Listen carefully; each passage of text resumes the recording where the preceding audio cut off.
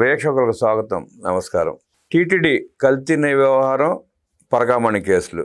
నిన్న సిట్ సుబ్బారెడ్డి విచారించిన తర్వాత సుబ్బారెడ్డి బయటకు వచ్చి సుత్తపూసు కబుర్లు, భూమన కరుణాకర్ రెడ్డి బొంకుడు మాటలు, వాళ్ళకి సంబంధం లేకుండా ఆ టీటీడీలో చీపురు పుల్ల కూడా కదలని పరిస్థితిలో మాకు తెలియదు వాడెవడో చేశాడని చెప్పి తప్పించుకునే ప్రయత్నం. పైగా సుబ్బారెడ్డి 10 ఏళ్ల నుంచి సిబిఐ ఎంక్వైరీ చేయాలని కోరడం. ఇవన్నీ సమాజంలో రేకెత్తిస్తున్న ఆసక్తికరమైన విషయాలు. వీటి మీద విశ్లేషించాలనుకున్నారు ప్రముఖ ఆర్థిక, రాజకీయ, సామాజిక విశ్లేషకులు అడ్స్మిర్ శ్రీనివాసరావు వారిని అడిగి ఆ టీటీడీ వ్యవహారం గురించి సమగ్రంగా తెలుసుకునే ప్రయత్నం చేద్దాం. సార్ నమస్కారం అండి. సిట్ విచారణ తర్వాత సుబ్బారెడ్డి మాట్లాడిన మాటలు, మొన్న భూమన కరుణాకర్ రెడ్డి బొంకుడు మాటలు ఎట్లా చూస్తారు, ఎట్లా విశ్లేషిస్తారు సార్? ఇప్పుడు విచారణ 10 ఏళ్ల నుంచి చేయాలని ఒక నేరస్తుడు ఏం చెప్తే చేయరండి. నేరస్తుడు ఏంటంటే ఏం జరిగిందో తను తప్పు చేసాడా లేదా చెప్పాలి. పైగా ఈ విచారణ కూడా ఆయన సుప్రీంకోర్టుకి కోరాడు. పైగా ఇది కోర్టు ద్వారా అడిగాడు అతను, సుప్రీంకోర్టు దాకా వెళ్ళి. అప్పుడు తెలిసి ఉంటుంది, పడుకున్న గుర్రాన్ని లేపుతానిచ్చుకుంటే అదే అండి. అర్థమైందండి. తెచ్చినట్టు వాళ్ళు నిర్ధారణ చేశారు. ఇప్పుడు అక్రమ కేసులు మా మీద దొంగ కేసులు పెట్టారంటానికి కూడా లేదు. అవును, సుప్రీంకోర్టు నియమించిన ఆ బృందం, దర్యాప్తు బృందం, అందులో స్టేటు సిబిఐ అధికారులు అందరూ ఉన్నారు. అసలు మీకు దాన్ని పేరెట్టడానికి ఏదైతే చూపించడం లేదు. వాళ్ళు అక్కడ కల్తీ జరిగింది, బోలే బాబా ఈ బ్యాచ్ అందరూ ఇందులో ఉన్నారని నిలమాలిపోయారని చెప్పి ఎస్టాబ్లిష్ చేసింది. దానికి సంబంధించి చిన్నప్పన్న ఇలాంటి వాళ్ళందరూ అరెస్ట్ చేశారు. ఇప్పుడు ఇంకొకటి సుబ్రహ్మణ్యం ఉన్న మేనేజర్ని అరెస్ట్ చేశారు, జనరల్ మేనేజర్ అంట. దాంట్లో కొన్ని ఏంటంటే వెండి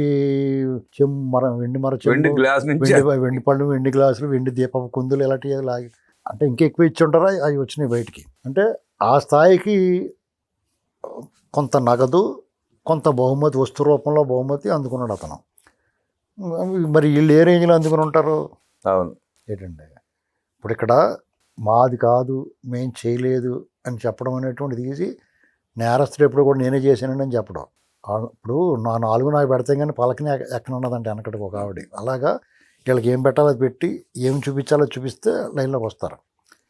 ఒకటి మాత్రం నిజమండి, వాళ్ళు భూమన కరుణాకర్ రెడ్డి చైర్మన్గా ఉన్నప్పుడు కానీ, సుబ్బారెడ్డి గారు చైర్మన్గా ఉన్నప్పుడు కానీ అక్రమాలు, దోపిడీ జరిగింది, వాస్తవం. అపచారం జరిగింది. తిరుమల తిరుపతి దేవస్థానం ప్రతిష్ట దిగజార్చడానికి వీళ్ళు ప్రయత్నం చేశారు. భక్తుల మనోభావాలు గాయపరిచారు, భక్తుల విశ్వాసాన్ని దెబ్బతీశారు. ఇది మాత్రం నిజం. మిగతా ఇంకా అందులో ఇమిడి ఉన్న అనేక తప్పులు చేశారు. దర్శనాలు, లేకపోతే అక్రమాలు, ఇవన్నీ ఫోన్లే. దేవుడి దర్శనం ఇంకోసమే కదా, రూపాయి తింటే తిన్నారు, లేకపోతే పక్కన పెట్టండి. ఇది కాకుండా వీళ్ళు తిరుపతి కేంద్రంగా చేసుకుని ఒక సామ్రాజ్యం నిర్మించుకున్నారు. అందులో కొంతమంది తిరుపతి దేవస్థానంలో పెట్టాడు. అతనే ఓపెన్గా చెప్పాడు, నా మనుషులు 2000 మంది ఉన్నారు, చీమ చుట్టుకుమంటే నాకు తెలుస్తుంది అన్నాడు. చీమ చుట్టుకుమంటే నీకు తెలిసేదేటి, వాళ్ళకి తెలియదేటి మిగతా వాళ్ళకి. మీరు ఎన్ని పేరు నొక్కారో, మీరు ఎంత నొక్కేశారో వాళ్ళకి తెలిసింది. ఇక్కడ ఎవరన్నా ఏమన్నా అనేది ఏంటంటే, మనం మాట్లాడినా, దర్యాప్తు బృందం వాళ్ళని పిలిచి విచారణ చేసినా, ఏం సాధించారు మీరు, పిలుస్తున్నారు, ఏమవుద్ది, వాళ్ళు ఏమీ పీకలేరు, ఈ టైపు వ్యాఖ్యలు వస్తున్నాయి. అవును. ఈ టైపు వ్యాఖ్యానాలు రావడానికి కారణం ఏంటంటే, వీళ్ళని పగడ్బందీగా పట్టుకోకపోతే, అన్ని ఆధారాలతోటి ఎస్టాబ్లిష్ చేయకపోతే వీళ్ళు మట్టగిడసల్లా జారిపోతారు. వీళ్ళు చాలా సమర్థులు ఆ విషయంలో. వీళ్ళు ఎలాంటి నేరస్తులు అంటే, కరడు కట్టిన నేరస్తులు, నోటోరియస్ క్రిమినల్స్. వీళ్ళకి ఎంట్రీ, ఎగ్జిట్ ప్లాన్ 2 చూసుకుని దిగుతారు. కాబట్టి వీళ్ళని ఎస్టాబ్లిష్ చేయడం అంత తేలిక కాదు. కానీ ఏ నేరస్తుడైనా ఎప్పుడైనా సరే ఏదో పొరపాటు చేస్తాడు. వాడు నేను కొమ్ములు తిరిగిన నేరస్తుడిని, నన్ను మించిన వాళ్ళు లేడనుకున్నవాడు కూడా చిన్న తప్పు చేస్తాడు, అక్కడ దొరుకుతాడు. వీళ్ళు అంతే. దాన్ని అప్పుడు చూడండి, కరుణాకర్ రెడ్డి ఆయన సతీష్ కుమార్ సాక్షి చెప్పడానికి స్టేట్మెంట్ ఇవ్వడానికి వస్తుంటే చచ్చిపోయాడు, అది ఆత్మహత్య, అతను చనిపోయిన నార్మల్ అనుమానాస్పద మృతి అనుకుని దాన్ని దర్యాప్తు చేస్తే అది మర్డర్ అని తేలింది. ట్రైన్లో క్రైమ్ సీన్ 2 సార్లు చూశారు, వాళ్ళు రీక్రియేట్ చేశారు. పూర్తిగా ఇది హత్య అని నిర్ధారణ చేశారు. ఇది వీళ్ళు చెప్పి లోపల ఇది ఆత్మహత్య అని ఎలా చెప్పు, 1/2 గంటలోనే చూసావు దొరికాడు. మామూలుగా నోరు మూసుకుండొచ్చు కదా, ఆ ఆత్రం ఆకుండా వచ్చి అది ఆత్మహత్య, వీళ్ళ వేధింపులు తట్టుకోలేక చచ్చిపోయి. వాళ్ళు ఎందుకు వేధిస్తారు? ఇతను వేధించాల్సిన అవసరం ఏముంది వాళ్ళకి? అంటే వేధింపులు తట్టుకోలేక చచ్చిపోయారని అంటున్నాడు. సిట్ వేసిన సుప్రీంకోర్టు. ఆ సుప్రీంకోర్టు దర్యాప్తు చేపిస్తా అంటే సుప్రీంకోర్టు నిందిస్తున్నాడు ఈయన. అలా కదండి. ఇప్పుడు ఒక దొంగ సుప్రీంకోర్టుని నిందిస్తున్నాడు. అతను నువ్వు వేధించావా పోని వాళ్ళని, లేకపోతే నీకేమైనా చెప్పాడా, ఇదిగోనండి నన్ను వేధిస్తున్నారు, నీకేమైనా లెటర్ రాశాడా, నీకు ఎలా తెలిసింది? ఆ ఒక్క పాయింట్ దగ్గర దొరికాడు అతను. డెఫినెట్గా దానికి బయటకు వచ్చి నైలు నదిలో మొసళ్ళు ఎన్ని ఉన్నాయి, నిన్న కురిసిన వాన చినుకులు ఎన్ని, ఇలాంటి మాటలు మాట్లాడుతున్నాడు. కానీ లోపల అతని అవతారం అంతా మారిపోయింది. మనిషి డెస్సిపోయి ఉన్నాడు, డల్ అయిపోయాడు మనిషి. ఏమండి, ఎప్పుడు పోయి ఎత్తుకుపోతారా శివరెడ్డి భాస్కర్ రెడ్డిలా గోడలను గుద్దుకోవాలి మనం లోపల కూర్చుని, ఎవరు ఎన్ని అరిచినా అరణ్య రోదన అయిపోద్ది అనేటువంటిది అర్థమైపోయింది అతనికి. తన భవిష్యత్తు తను స్పష్టంగా వచ్చిందండి. ఇది చివరాఖరులో వచ్చి ఉంటే అది వేరే కదా. ఈ ప్రభుత్వం ఆరంభంలోనే మొదటి సంవత్సరంలోనే మొదలైంది. ఇంకా 3.5 ఏళ్ళు ఎక్కడికి తప్పించుకోలేరు వీళ్ళు. అర్థమైందండి. ఇతని మీద సుబ్బారెడ్డి కొంచెం బెటర్, కరుణాకర్ రెడ్డి మీద. అర్థమైందండి. సుబ్బారెడ్డి ఇంకా మాలయాత్ర ఎంత కొంత భక్తి ఉంది, ఇతనికి అసలు లేదు. సుబ్బారెడ్డి గారి ఇంట్లో మతం వేరైనా ఇతనమే కొంచెం బెటర్. ఎంత బెటర్ అయినా అతను నేను స్వతహాగా మంచివాడిని, నేను తప్పు చేయలేదు అనుకోండి, మరి ఎవరి కోసం చేసు, ఎవరు చేయమన్నారో, అసలు చేసింది ఎవరో చెప్పాలి ఆయన. పైగా అతను కనుక వాళ్ళకి సుబ్బారెడ్డి గారు ఎప్పుడన్నా నిజం చెప్పేస్తాడని భయం ఉంటే మీకు కూడా టికెట్లు తీసి అక్కడ పెట్టారండి అని చెప్తారు. చాలా డేంజర్.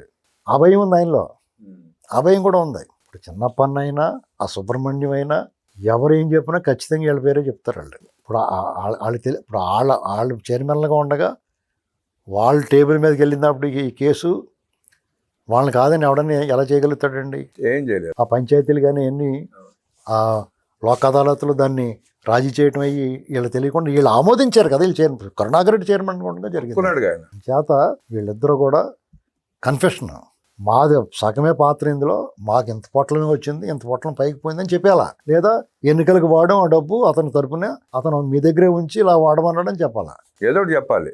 ఆస్తులు కొలగొట్టే స్వామివారికి ఇచ్చేస్తే అంటే నువ్వు జైల్లో డబ్బులు జేబు కొట్టేసి మళ్ళీ డబ్బులు ఇచ్చేస్తే అయిపోయింది. దాకా పోలీస్ కేసు అయిన తర్వాత అంటే 100 రూపాయలు కొట్టేసి 10 రూపాయలు ఇచ్చే ప్రయత్నం చేశారు. అది కూడా దేవుడికి అమ్మేసేస్తే ఎవరు ఎంత వేసారు, మాకు ఎవరిని ఇచ్చింది చూసుకుంటాం కానీ ఎవడు ఇచ్చాడు ఏంటి ఎలా వచ్చిందో మేము ఎక్కడ చూస్తూ ఉన్నాడు. ఆడెవడ దారిపోయి దాన అయితే నువ్వు అలా అనుకున్నా పర్లేదు. ఆ ఇచ్చినోడు అక్కడ ఉద్యోగి, అక్కడ కొల్లగొట్టేసాడు, ఎస్టాబ్లిష్ అయినాడు, పట్టుకున్నవాడు దొంగ దొరికినోడు వాడు ఇస్తున్నాడు అంటే నువ్వు ఎక్కడి నుంచి వచ్చింది ఏంటి, ఇంతే ఇత్తనం ఏంటని అడగాలి కదా నువ్వు.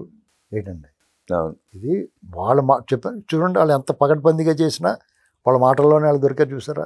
ఇవన్నీ కూడా ఎస్టాబ్లిష్ చేస్తారు. వాళ్ళు ఏమి అమాయకులేగా దర్యాప్తు బృందం అంటే కొమ్ములు తిరిగిన వాళ్ళు ఉంటారు. ఆవులు ఇస్తే పేగలు ఎక్కడతారు. వీళ్ళ కథ ముగిసినట్టే.